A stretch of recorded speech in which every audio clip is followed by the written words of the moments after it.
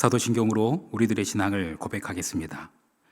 전능하사 천지를 만드신 하나님 아버지를 내가 믿사오며 그 외아들 우리 주 예수 그리스도를 믿사오니 이는 성령으로 잉태하사 동정녀 마리아에게 나시고 본디오 빌라도에게 고난을 받으사 십자가에 못 박혀 죽으시고 장사한 지 사흘 만에 죽은 자 가운데서 다시 살아나시며 하늘에 오르사 전능하신 하나님 우편에 앉아 계시다가 저리어서 산자와 죽은 자를 심판하러 오시리라.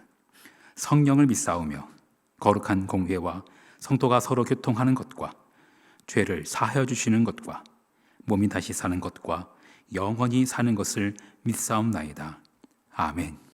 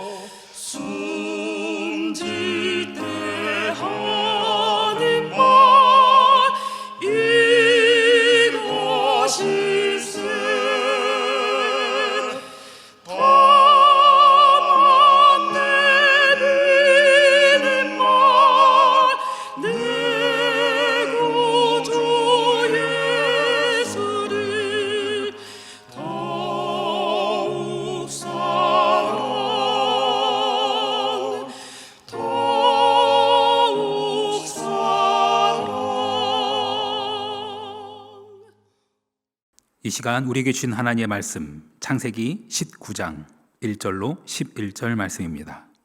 창세기 19장 1절로 11절 말씀.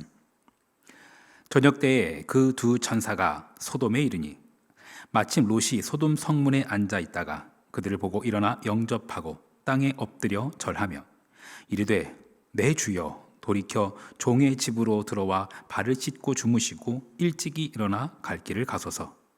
그들이 이르되 아니라 우리가 거리에서 밤을 새우리라. 롯이 간청하매 그저서야 돌이켜 그 집으로 들어오는지라. 롯이 그들을 위하여 식탁을 베풀고 무교병을 구우니 그들이 먹으니라. 그들이 눕기 전에 그 성사람 곧 소돔 사람들이 노소를 막론하고 원근에서 다 모여 그 집을 애워싸고 롯을 부르고 그에게 이르되 오늘 밤에 내게 온 사람들이 어디 있느냐 이끌어내라. 우리가 그들을 상관하리라. 롯이 문 밖에 무리에게로 나가서 뒤로 문을 닫고 이르되 청하노니 내 형제들아 이런 악을 행하지 말라. 내게 남자를 가까이 하지 아니한 두 딸이 있노라. 청하건대 내가 그들을 너희에게로 이끌어내리니 너희 눈에 좋을 대로 그들에게 행하고 이 사람들은 내 집에 들어왔은즉 이 사람들에게는 아무 일도 저지르지 말라. 그들이 이르되 너는 물러나라. 또 이르되 이자가 들어와서 거류하면서 우리의 법관이 되려 하는도다. 이제 우리가 그들보다 너를 더 해하리라 하고 롯을 밀치며 가까이 가서 그 문을 부수려고 하는지라. 그 사람들이 손을 내밀어 롯을 집으로 끌어들이고 문을 닫고 문 밖의 무리를 대소를 막론하고 그 눈을 어둡게 하니 그들이 문을 찾느라고 헤매었더라. 아멘. 잠시 기도하겠습니다. 다만 내 비는 말, 내 구주 예수를 더욱 사랑, 더욱 사랑. 하나님, 세상에 정말 좋은 게 많습니다. 나를 즐겁게 해주고 나를 배부르게 하며 나를 만족시켜주는 것들이 세상에는 넘쳐납니다. 하지만 하나님을 기쁘시게 하고 하나님을 만족하게 하는 것은 오직 예수뿐임을 고백합니다. 내 영혼을 먹이고 내 영혼을 참으로 만족해 하는 것, 그분도 역시 오직 예수뿐임을 고백합니다. 이전에 세상 낙 기뻤어도 지금 내 기쁨은 오직 예수뿐입니다. 그 예수를 날마다 더욱 사랑하게 하여 주옵소서. 우리 구주 예수 그리스도의 이름으로 기도합니다. 아멘. 창세기 19장, 이 19장은 18장의 내용과 대조를 이룹니다. 아브람과 롯이라는 이 두 인물의 전혀 다른 모습을 보여줍니다. 아브람과 롯은 같은 시기에 같은 하나님을 경험했고 또 같은 하나님의 사자들을 만나게 됩니다. 그러나 그들의 태도, 그 천사를 맞이하는 그 자세는 사뭇 많이 다릅니다. 아브람과 롯이 천사를 언제 어디서 어떻게 만났는지, 그리고 거기에 담긴 의미, 그것은 무엇인지 한번 좀 살펴보려고 합니다. 먼저 이 앞에 있었던 아브람이 천사들을 만났던 장면을 잠시 살펴보겠습니다. 창세기 18장 1절. 여호와께서 마므레의 상수리 나무들이 있는 곳에서 아브람에게 나타나시니라. 날이 뜨거울 때 그가 장막문에 앉아 있다가. 아브람이 천사를 만난 장소는 헤브론 지역입니다. 헤브론. 그냥 단순한 지명이 아니라 아브람이 하나님과 교제하던 자리입니다. 제단을 쌓고 여호와께 부르짖었던 자리, 그 자리가 헤브론입니다. 아브람은 우연히 하나님을 만난 것이 아니라 늘 하나님을 기다리며 살던 그 자리에서 하나님을 만납니다. 그리고 시간적으로도 뜨거울 때라고 되어 있습니다. 한낮이에요. 한낮. 한낮은 빛이 가장 선명한 시간입니다. 모든 것이 밝히 드러나는 시간, 숨길 수 없는 시간, 모든 게 훤히 드러나는 시간입니다. 상징적인 겁니다. 아브라함은 어둠 속에서 헤매이는 신앙이 아니라 빛 가운데 행하는 신앙이었음을 상징적으로 보여주는 장면입니다. 아브라함은 사람의 형상을 하고 나타난 그 천사들을 보자 달려갑니다. 달려가서 몸을 땅에 굽힙니다. 아브라함은 아직 그들이 누구인지 무슨 설명도 들은 것은 아니었습니다. 그런데 그의 영적인 감각이 이미 반응한 것 같습니다. 그리고 나그네를 환대하는 그의 모습에서 그의 일상이 어땠는지 볼 수 있습니다.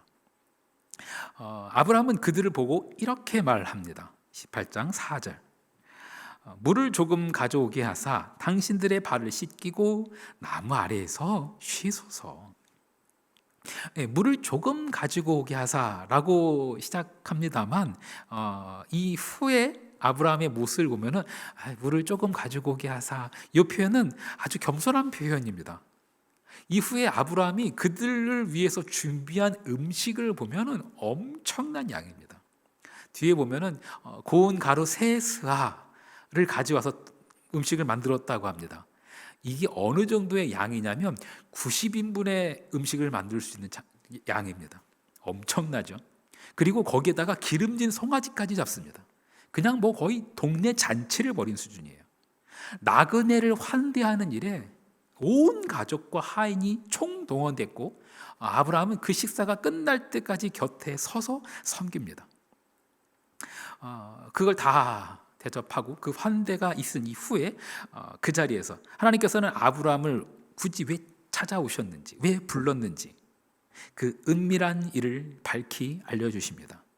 그것은 다름 아닌 소돔과 고모라의 심판 계획이었습니다. 불심판, 그 소식을 전하고 그들은 떠납니다.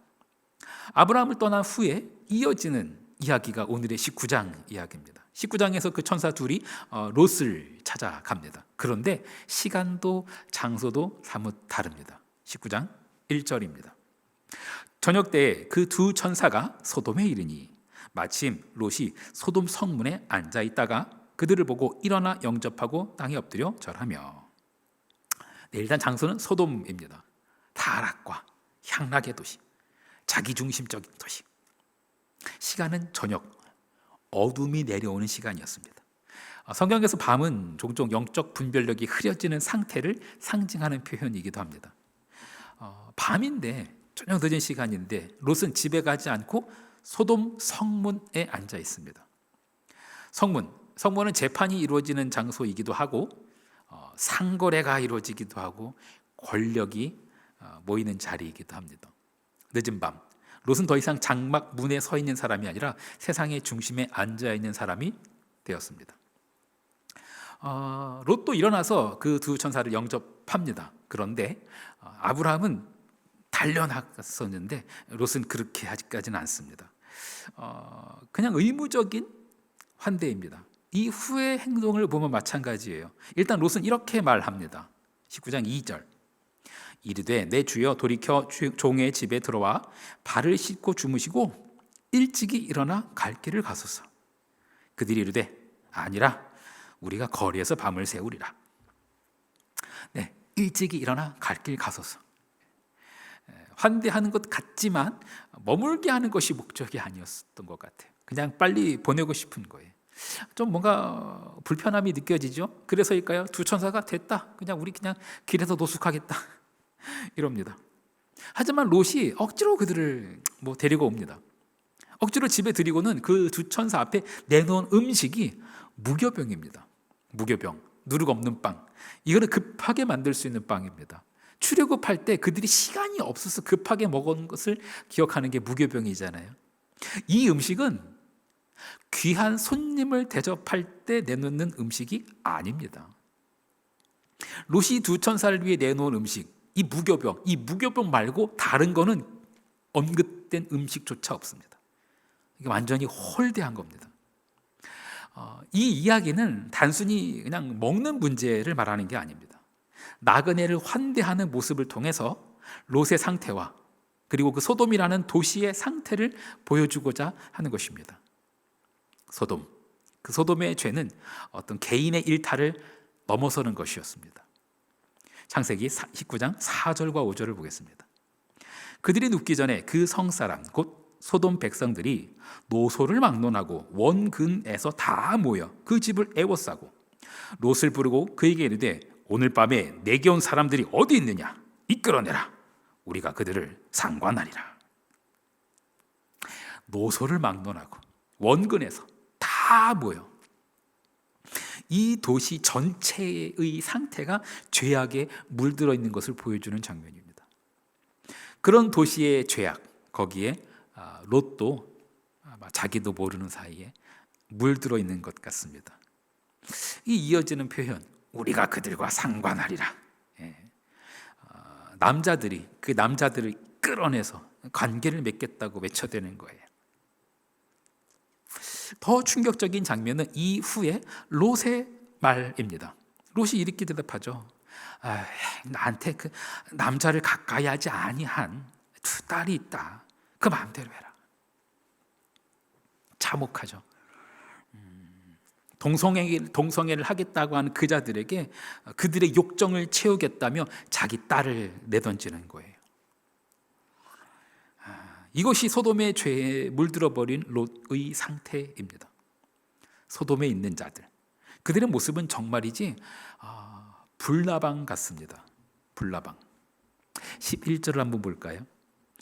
문 밖의 무리를 대소를 막론하고 그 눈을 어둡게 하니 그들이 문을 찾느라고 헤매었더라. 천사들이 그 더러운 욕정에 취한 자들의 눈을 어둡게 합니다. 갑자기 눈이 어두워졌어요. 그러면 깜짝 놀라고 두려워하고 엎드러질 것 같은데 그들은 회개하지 않습니다. 도망가지도 않습니다. 그들이 강제로 열려고 했던 그 문을 찾느라고 헤맬 뿐입니다.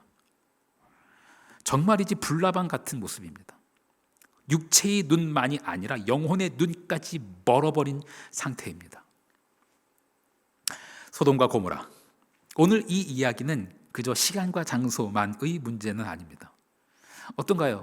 그냥 수도원에, 깊숙한 수도원에 들어가 있으면 달라질까요? 아니에요. 마음의 상태가 소돔이라면 그거 소용없습니다. 문제는 이 마음의 중심입니다.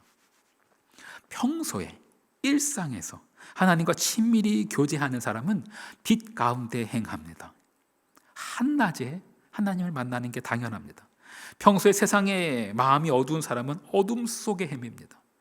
그 저녁 상태에 그 밤중에 하나님 만나려고 합니다. 오해하지 마십시오. 단순히 물리적인 시간을 말하는 것이 아닙니다. 영적인 상태를 말하는 겁니다. 세상에는 여전히 우리를 끌어당기는 소리도 많고 우리의 눈을 멀게 하는 것들도 많이 있습니다. 그러나 우리는 우리의 참된 기쁨과 우리의 만족은 이 세상이 아니라 오직 예수님께 있음을 늘 고백하며 살아야 합니다. 그 예수를 더 사랑하며 성령 안에서 날마다 하나님과 교제하는 삶, 그 삶이 우리를 소돔에 취해버린 자들이 아니라 그 헤브론에서 경건한 일상을 살아가는 자로 이끌 것입니다. 예배는 예배당에서만 결정되는 것이 아닙니다. 평상시 일상 속에서 우리가 어떤 마음으로 살아가는지, 우리 마음의 장소, 그것이 어디인지 그게 중요한 겁니다.